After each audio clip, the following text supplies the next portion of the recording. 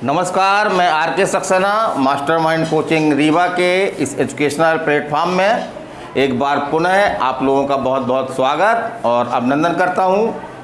आज की मेरी क्लास ये हिस्ट्री की क्लास है और मैं पढ़ाने जा रहा हूं आपको मुगल वंश। तो मेरा वीडियो जो है मुगल वंश पे चल रहा था आपका, और मुगल वंश में आज हमारा टॉपिक है, कौन सा टॉपिक है? जहांगीर। तो निसंदेह रूप से जहांगीर मुगल वंश का एक महत्वपूर्ण शासक है। इसमें कई फैक्ट हैं जो आपके एग्ज़ाम में आते हैं, तो मैं केवल उन्हीं फैक्टों को लेकर के और आज के छोटा सा वीडियो तैयार कर रहा हूं। इसे आप लास्ट तक देखें, अच्छा लगे तो लाइक करें, शेयर करें। तो चलिए हम चलते हैं मुगल वंश में जहांगीर। तो जहांगीर तो अकबर के बाद, अकबर की मृत्यु के बाद उसका पुत्र जो है वो सलीम जो है वो जहांगीर के नाम से जो है वो मुगल शासन की गद्दी पर बैठा। तो इससे एक जानकारी हमको ये भी मिल रही है कि जहांगीर के बचपन का नाम क्या था आपका? सलीम था। इसको याद रखिएगा आप, जहांगीर के बचपन का नाम क्या था? सलीम था। फिर हम आगे चलते हैं। तो एक क्वेश्चन आपका एग्जाम में काफ़ी बार आया है ये कि अकबर जो है वो जहांगीर को अत्यधिक प्यार करता था, है ना, और उसने एक प्यार भरा इसको नाम भी दिया था, और वो नाम क्या था आपका? शेखू बाबा। क्या नाम था?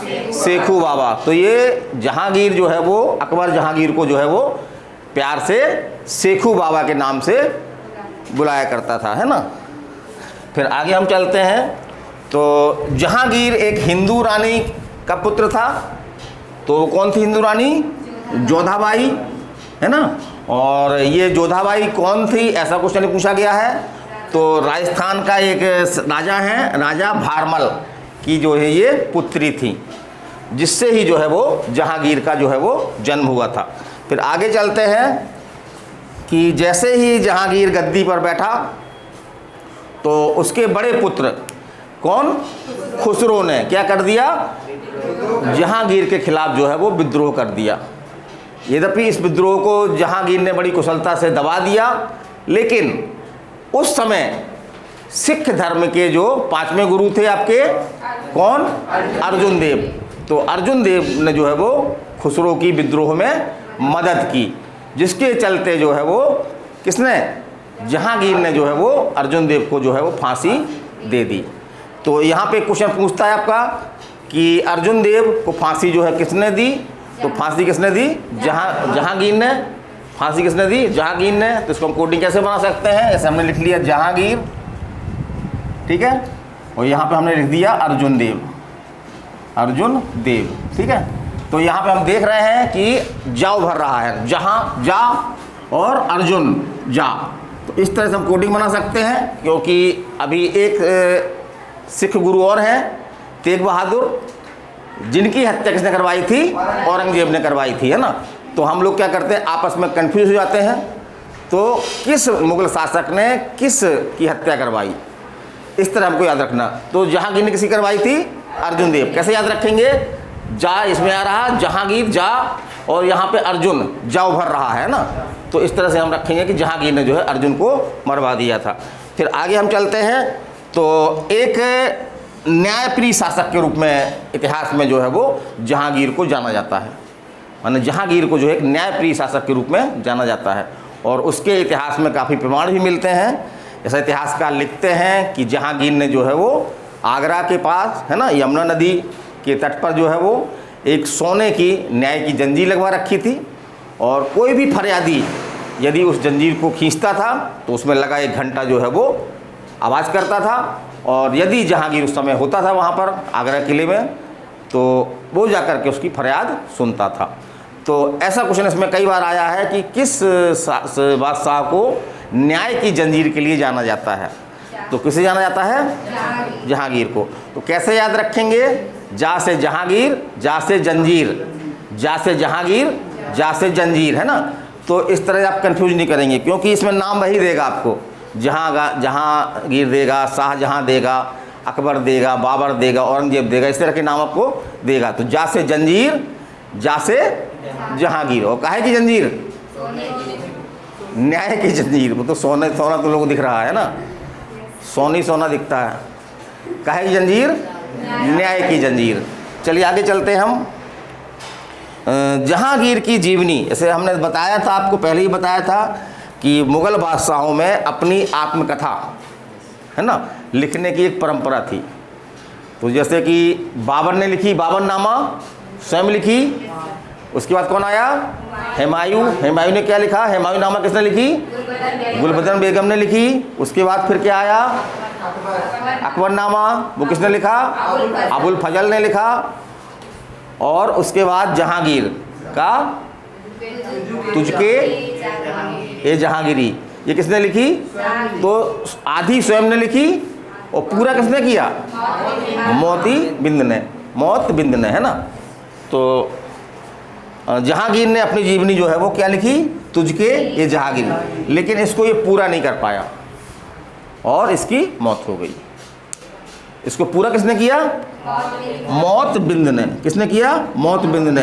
इसको कैसे याद रखेंगे किसने पूरा किया? तो भाई उसकी क्या हो गई? जहांगीर की मौत हो गई, जिसके कारण से उसको पूरा नहीं कर पाया।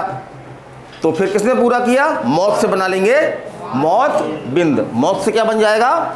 मौत बिंद। तो इसमें याद रहेगा भाई जहांगीर की मौत हो गई तभी तो पूरा नहीं कर पाया, और फिर मौत हो जाने के बाद मौत बिंद ने उसको जो है वो पूरा किया। चलिए आगे चलते हैं। यहाँ पे एक चर्चित नाम आ रहा है नूरजहां। जहांगीर की क्या कह ले? बेगम तो बाद में बनी। तो चलिए नूरजहां, तो नूरजहां से भी क्वेश्चन बनते हैं। जहांगीर के संग इसका विशेष नाम लिया जाता है। जहांगीर के लिए सबसे महत्वपूर्ण पर्सन थी ये। तो एक इससे कई क्वेश्चन बनते हैं। एक तो बनता है कि नूरजहां का वास्तविक नाम क्या था? तो मेहरुनिसा था, इसको याद रखिएगा। तो नूरजहां क्या थी? एक महिला थी। तो माँ से महिला बना लीजिए, माँ से मेहरुनिसा बना लीजिए, है ना। इस तरह से याद रख लीजिए। और ये किसकी पुत्री थी? तो ये गियास बेग की पुत्री थी। और निकाह जो हुआ था जहांगीर से, ये विडो थी इसके पहले। और किसकी पत्नी थी ये? कौन बताए थे? नाम बताए थे ना, अली कुली बेग। अली कुली बेग की पत्नी थी ये। लेकिन किसी कारण से अली कुली बेग के जो है वो कुतुबुद्दीन, एक वहाँ पर एक स्थानीय था, व्यक्ति था, उसने जो है इसकी हत्या करवा दी। और नवरोज़ त्यौहार के अवसर पर जो है ना, जहाँ पे आपका जहांगीर भी गया हुआ था, वहीं पर जो है वो नूरजहां से उसकी पहली बार मुलाकात हुई। और इतिहासकार कहते हैं, बड़ी किताबों में मिलता है कि जो है उसकी सुंदरता से, किसकी सुंदरता से? नूरजहां की सुंदरता से जो है वो जहांगीर उसकी लट्टू हो गया। और अंततः उससे जो है वो नूरजहां से क्या कर लिया? निकाह कर लिया। चलिए आगे चलते हैं। तो पहली बार कहाँ पे देखा ये पूछता है, वास्तविक नाम क्या है ये पूछता है, और नूरजहां का नाम किससे जुड़ा हुआ है? तो किससे जुड़ा हुआ है? जहांगीर से, है ना। और नूरजहां की माँ भी जो है वो एक कम कलाकार नहीं थी, है ना, वो भी एक अच्छी कलाकार थी। क्या नाम था? अस्मत बेगम। तो ऐसा तो नहीं पूछा गया कि नूरजहां की माँ कौन थी, ऐसा क्वेश्चन नहीं आया एग्जाम में लगभग, जहाँ तक हमने क्वेश्चन देखे हैं। इसमें ये पूछा है कि गुलाब से इत्र निकालने की विधि किसने खोजी? गुलाब से इत्र निकालने की विधि किसने खोजी? तो किसने खोजी? नूरजहां की माँ अस्मत बेगम ने। ठीक है, चलिए आगे चलते हैं। जहांगीर की मृत्यु कैसे हुई?